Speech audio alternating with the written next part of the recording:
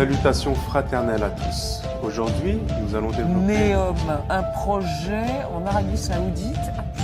Cette histoire, vous ne pouvez la comprendre que si vous la C'est à suivez. 500 milliards de dollars guidés par la science et l'art. Salutations fraternelles à tous.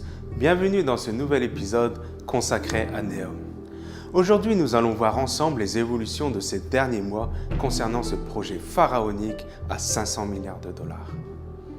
Ces développements, tous aussi intrigants et surprenants les uns que les autres, nous confortent dans notre position et nos analyses sur ce sujet.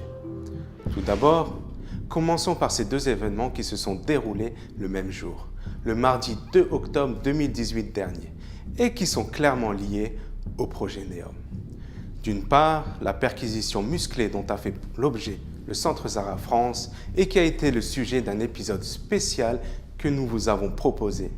Et d'autre part, le dramatique événement de la disparition du journaliste et opposant saoudien Jamal Khashoggi, assassiné au sein du consulat saoudien d'Istanbul.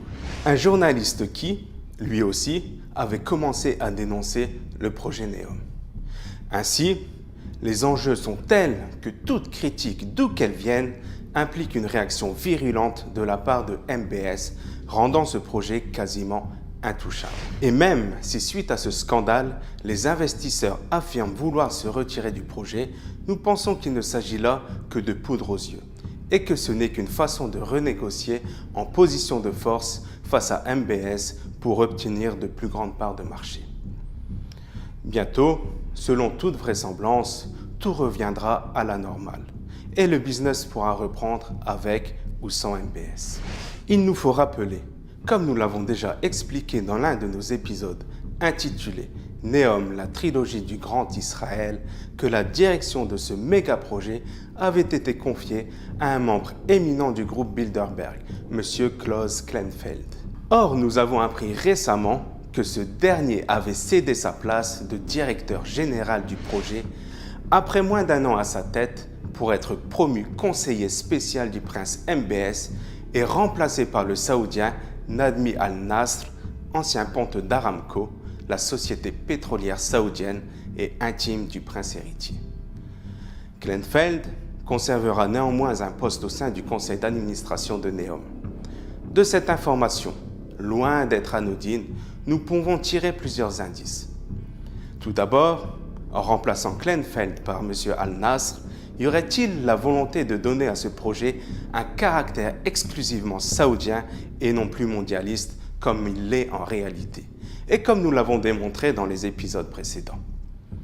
Y aurait-il également une volonté du royaume wahhabite ainsi que des groupes occultes de l'élite de dissimuler le lien que nous avons dévoilé et dénoncé entre le sionisme international et le wahhabisme dans cette affaire de NEOM?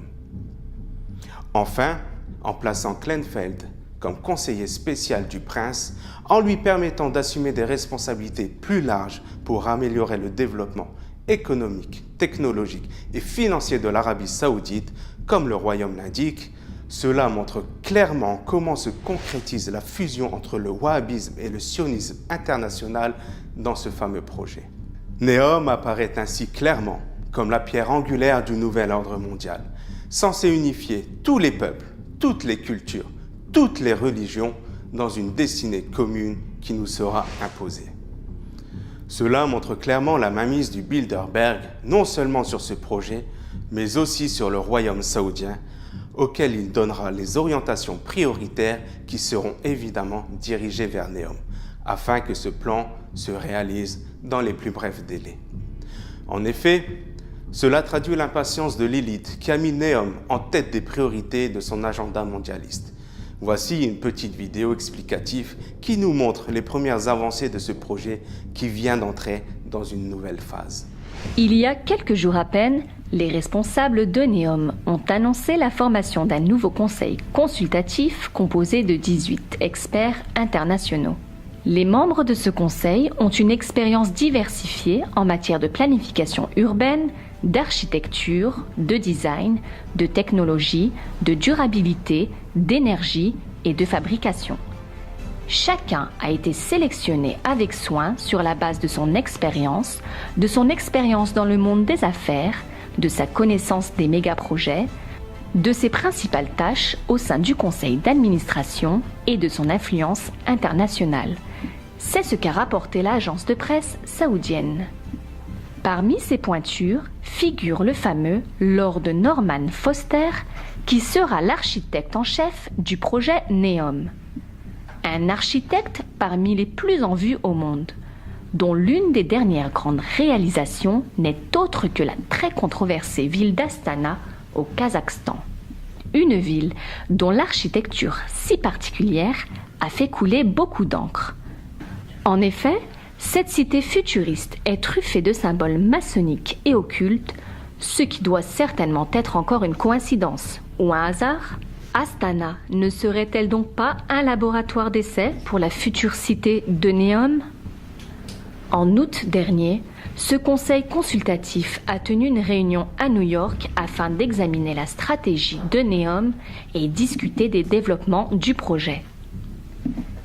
Il en résulte une accélération du projet qui est désormais placé en tête des priorités absolues du royaume.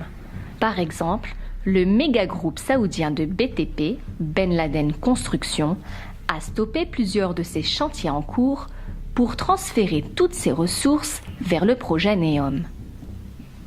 Les premiers palaces royaux sont ainsi déjà sortis de terre en un temps record, alors que le premier aéroport de NEOM devrait fonctionner, selon les prévisions saoudiennes, avant la fin de l'année 2018, avec des vols bi-hebdomadaires prévus au début de l'année 2019.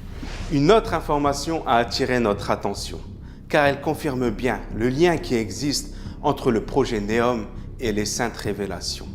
En effet, le prince héritier Mohammed Ben Salman compte construire 12 cités qui formeront les piliers de la mégalopole de NEOM. La première de ces 12 villes devrait déjà apparaître d'ici la fin 2019. C'est ce qu'a déclaré MBS dans une interview accordée le 3 octobre 2018 à Bloomberg TV. Dans cette interview, il affirme que le plan directeur couvre 12 villes situées le long de la mer Rouge, ajoutant également qu'il y aurait 2 à 3 nouvelles villes dans NEOM chaque année, et que cette mégacité devrait être achevée en 2025. Ce nombre de 12 villes dont nous parle MBS est loin d'être anodin pour des esprits éveillés qui ont fait le lien entre NEOM et l'eschatologie, entre NEOM et le mont Sinaï, et entre NEOM et le Veau d'Or. Ces 12 villes dont MBS parle nous rappellent étrangement l'histoire du prophète Moïse et des 12 sources relatées dans le Saint-Coran. En effet, au verset 60 de la sourate La Vache, il est dit « Et lorsque Moïse demanda la pluie pour son peuple, et que nous lui avons dit « Frappe la pierre de ton bâton, d'elle jaillit 12 sources, et tous les gens surent où ils devaient boire. » Ainsi, chacune des 12 tribus des enfants d'Israël avait sa propre source et savait où elle devait s'abreuver.